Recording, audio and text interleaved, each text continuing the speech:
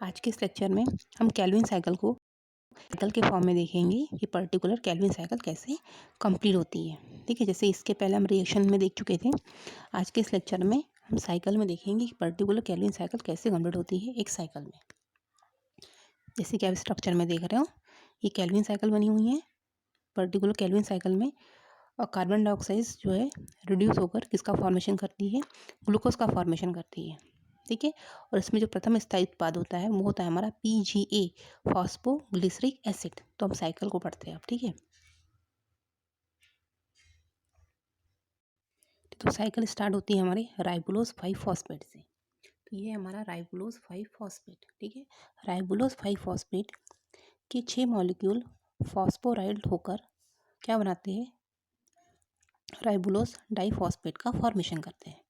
ठीक है, ये ATP मॉलिक्यूल लाइट रिएक्शन से प्राप्त होते हैं। यह क्रिया जो है, जो हमारा एंजाइम है फॉस्फोपेंटोकाइनेज,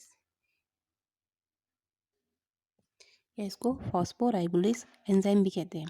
इस एंजाइम की उपस्थिति में राइबोलोज 5 फॉस्फेट ने क्या बनाया, राइबोलोज 1,5 डाइफॉस्फेट, जिसमें ATP किसमें कन्वर्ट हो गया है, हमारे ADP में।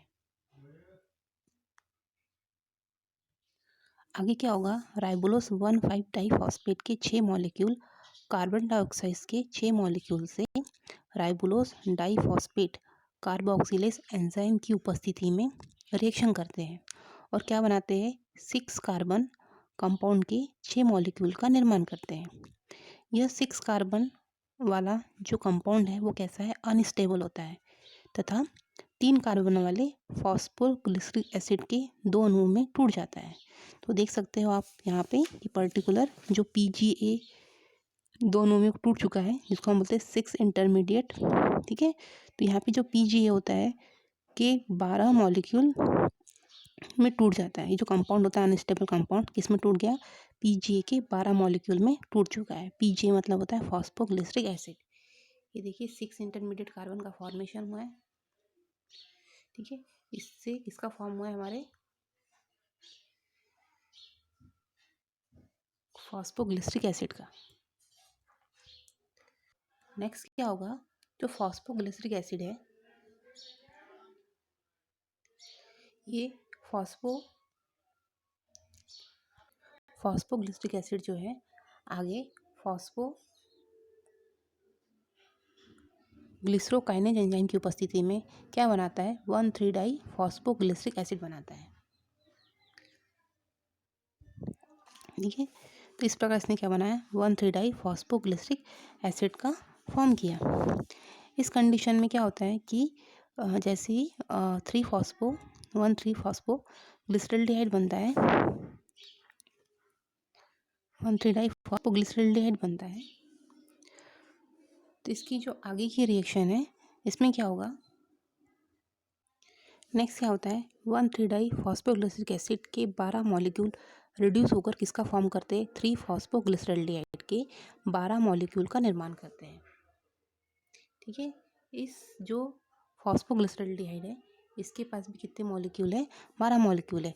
इस क्रिया में लाइट रिएक्शन में जो कोएंजाइम है NADH प्लस H प्लस के 12 मॉलिक्यूल की प्रेजेंसी में, इसकी प्रेजेंस में रिएक्शन होती है। और इस क्रिया में जो एंजाइम यूज होता है उसका नाम होता है ट्राइवोस फॉस्फेट डिहाइड्रोजिनेस एंजाइम की उपस्थिति में। ये एंजाइम है ट्राइवोस फॉस्फेट डिहाइड्रोजिनेस एंजाइम की उपस्थिति में 1,3 डाई फॉस्फोग्लिसरिक एसिड के 12 मॉलिक्यूल ने रिड्यूस होकर क्या बनाया, फॉस्फोग्लिसरल्डिहाइड, जिसमें कितने मॉलिक्यूल है, 12 मॉलिक्यूल। अब ये 12 मॉलिक्यूल क्या होंगे, अलग होंगे। ठीक है, नेक्स्ट क्या होगा, 3 फॉस्फोग्लिसरल्डिहाइड है ना के अणु जो है आइसोमराइज्ड होकर डाइहाइड्रोक्सी एसीटोन फॉस्फेट का निर्माण करते हैं। ठीक है, इस अवस्था में जो एंजाइम यूज होता है उसका नाम होता है ट्राइवोस फॉस्फेट आइसोमरेज। ठीक है, तो इस प्रकार क्या बन चुका है, डाइहाइड्रोक्सी एसीटोन फॉस्फेट बन चुका है। अब नेक्स्ट क्या होगा, जो हमारा बन चुका है डाइहाइड्रोक्सी एसीटोन फॉस्फेट, तो अब क्या होगा, जो प्रेजेंट है यहाँ पे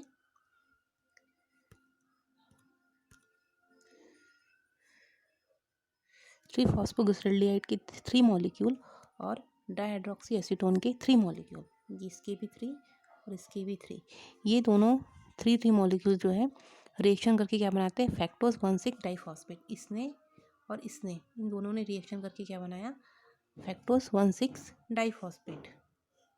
कौन से एंजाइम की उपस्थिति में, एल्डोलेस एंजाइम की उपस्थिति में।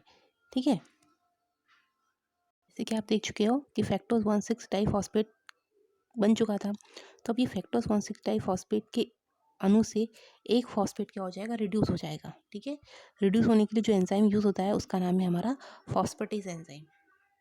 और इस प्रकार जैसे ही एक फॉस्फेट रिड्यूस हो जाएगा तो क्या बनता है, फैक्टोज 6 फॉस्फेट। पहले क्या बना था, फैक्टोज 1,6 डाइफॉस्फेट, जो रिड्यूस होकर इसमें से एक फॉस्फेट रिड्यूस हो चुका है, तो अब क्या बनेगा, फैक्टोज 6 फॉस्फेट। अब जो फैक्टोज 6 फॉस्फेट है, या अन्य शुगरा जैसे कि ग्लूकोज हो गया, सुक्रोज हो गया, स्टार्च हो गया आदि में भी परिवर्तित हो जाता है।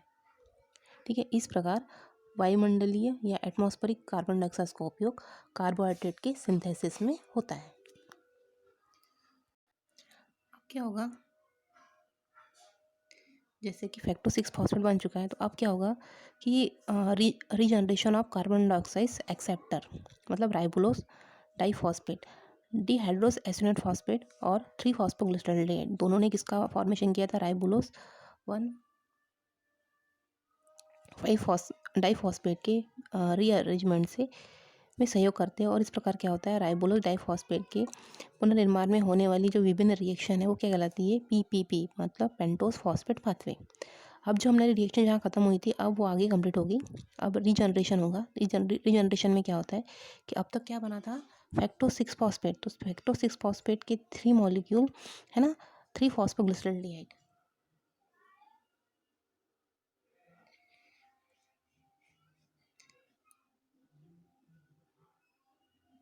ये दोनों मिलकर क्या बनाते हैं, फैक्टोज 6 फॉस्फेट और 3-फॉस्फोग्लिसरॉल्डिहाइड। ठीक है, ये दोनों मॉलिक्यूल्स जो है मिलकर क्या बनाएंगे, मतलब जो 3-फॉस्फोग्लिसरॉल्डिहाइड के 3 मॉलिक्यूल्स हो गए, फैक्टोज 6 फॉस्फेट के 3 मॉलिक्यूल हो गए, 3 और 3 कितने हो गए। ठीक है, ऑलरेडी जो फैक्टोज 6 फॉस्फेट है इसके पास 6 मॉलिक्यूल्स थे, है ना, जो ऑलरेडी पहले जो रिएक्शन हुई थी उसमें 3 आ गए, तो 3 और 3 हो गए 6। फैक्टोज 6 फॉस्फेट के पास कितने मॉलिक्यूल है, 6, और 3-फॉस्फोग्लिसरॉल्डिहाइड से कितने लिए, 6 लिए, तो इस प्रकार कितने बन गए, 9। तो अब ये जो फैक्टोज 6 फॉस्फेट है प्लस 3-फॉस्फोग्लिसरॉल्डिहाइड, ये दोनों आपस में रिएक्शन करके और ये दोनों आपस में रिएक्शन करके जो इनके पास 9 मॉलिक्यूल है ना, तो 9 में से क्या करते हैं, ये 5 बनाते हैं ज़ाइलोस 5 फॉस्फेट और 4 बनाते हैं इरोथ्रोस 4 फॉस्फेट। किस एंजाइम की उपस्थिति में, तो ये एंजाइम होता है हमारा ट्रांसलिटोलेज एंजाइम की प्रेजेंसी में। ठीक है, तो इस प्रकार कितने मॉलिक्यूल हमारे हो गए, 9 मॉलिक्यूल, जिसमें 5 अलग हो गए, 4 अलग हो गए, जैसे आप स्ट्रक्चर में देख रहे हो। नेक्स्ट क्या होगा, इरोथ्रोस 4 फॉस्फेट। ठीक है, जो इरोथ्रोस हमारा फॉस्फेट था, इरोथ्रोस 4 फॉस्फेट, ये इरोथ्रोस फॉस्फेट जो है जिसके पास 4 मॉलिक्यूल है, ये क्या करेगा, फिर से डाइहाइड्रोक्सी एसीटोन बेस से रिएक्शन करेगा, इससे रिएक्शन करेगा, किससे, इससे, ये और ये दोनों आपस में रिएक्शन करेंगे किस एंजाइम की उपस्थिति में, ये एंजाइम होता है हमारा ट्रांस एल्डोलेज एंजाइम की उपस्थिति में, या इसको बोलते हैं एल्डोलेज एंजाइम की उपस्थिति में। ठीक है, तो क्या हो गया, जो इरिथ्रोस 4 फॉस्फेट है उसके पास ऑलरेडी 4 कार्बन है। ठीक है, और जो डाइहाइड्रोक्सीडोन फॉस्फेट है उससे उसने 3 कार्बन ले लिए, तो 7 और 3 कितने हो गए, 10 हो गए। तो इसने क्या बनाया, सेडुलेप्टोलिस 1,7 डाइफॉस्फेट का फॉर्मेशन किया। नेक्स्ट क्या होगा, सेडुलेप्टोलिस 1,7 डाइफॉस्फेट क्या करेगा, अपने एक फॉस्फेट समूह को क्या कर देगा, रिड्यूस कर देगा, तो क्या बनेगा, सेडुलेप्टोलिस मोनोफॉस्फेट का फॉर्मेशन होगा। इस प्रोसेस के लिए जिस एंजाइम का यूज़ हुआ उसको बोलते हैं फॉस्फेटेज एंजाइम।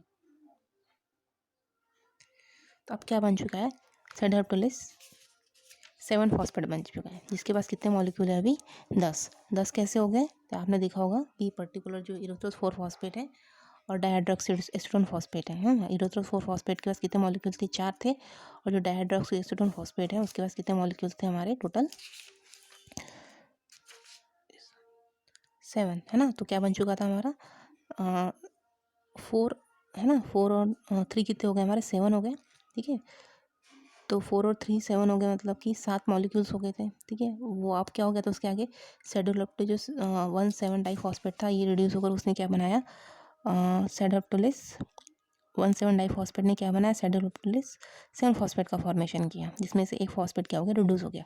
अब सेडोलेप्टोलिस 1,7 डाइफॉस्फेट का कितने मॉलिक्यूल है, 7 कार्बन मॉलिक्यूल्स है। तो ये सेडोलेप्टोलिस 7 मॉलिक्यूल क्या करेंगे, फिर से 3 फॉस्फोग्लिसराल्डिहाइड से रिएक्शन करेंगे, ये और ये, इसकी और इसकी, इन दोनों के आपस में रिएक्शन होगी। जो 3 फॉस्फोग्लिसराल्डिहाइड है उसके पास 3 मॉलिक्यूल है कार्बन के, अब बचे हुए, और जो सेडोप्टोलिस 7 फॉस्फेट है उसके पास कार्बन के कितने मॉलिक्यूल है, 3 है। इतने कितने, 7 कार्बन मॉलिक्यूल्स है। तो 7 और 3 कितने हो गए, 10 हो गए। तो सेडोप्टोलिस 7 फॉस्फेट प्लस 3 फॉस्फोग्लिसराल्डिहाइड ट्रांसकीटोलेज एंजाइम की उपस्थिति में किसका फॉर्मेशन करते हैं, राइबोलोज 5 फॉस्फेट, और एक बनाते हैं हमारे ज़ाइलोज 5 फॉस्फेट का,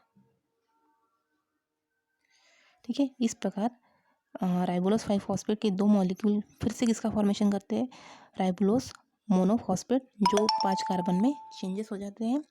देन ज़ाइलोज मोनोफॉस्फेट के 4 मॉलिक्यूल आइसोमराइज्ड होकर फिर से किसका फॉर्मेशन करते हैं, राइबोलोज मोनोफॉस्फेट का फॉर्मेशन करते हैं। तो आप देख सकते हो यहाँ पे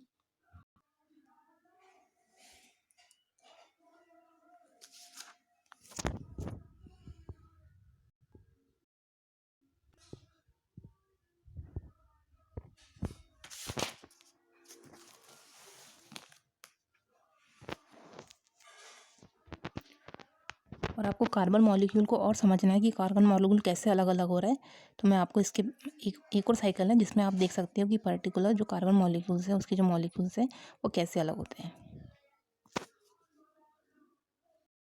देखिए इस रिएक्शन में जो पीजीए के 12 मॉलिक्यूल्स थे, ये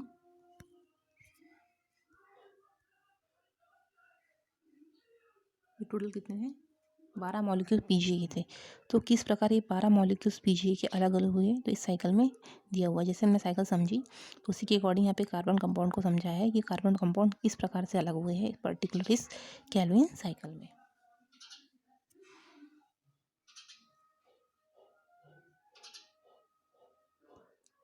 देख सकते हो आप कि जो हमारे पीजीए जो मॉलिक्यूल्स हैं,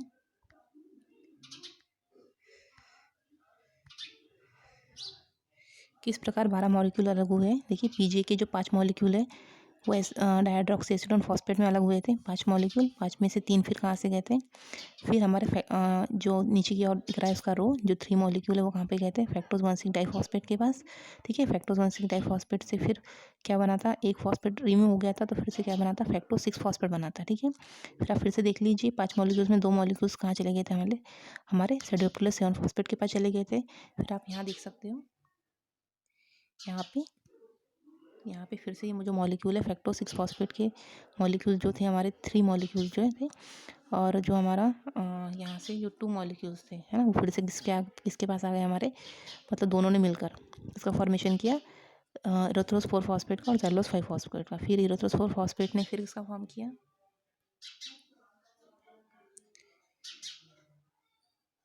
देख सकते हैं इरेथ्रोस 4 फॉस्फेट से क्या बना था, सेडोप्टोलिस 7 फॉस्फेट। तो सेडोप्टोलिस 7 फॉस्फेट किसकी मदद से बना था, इसके 4 कार्बन किसके थे, इसमें 4 कार्बन जो इरेथ्रोस के थे, और जो 3 है फिर से वहाँ से आए थे। तो कहाँ से आए थे हमारे,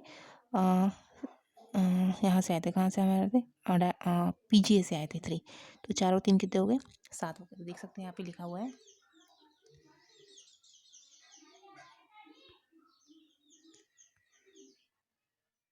7 कार्बन लिखा हुआ है, ठीक है। फिर देखिए नेक्स्ट, एक फॉस्फेट रिमूव हो चुका है,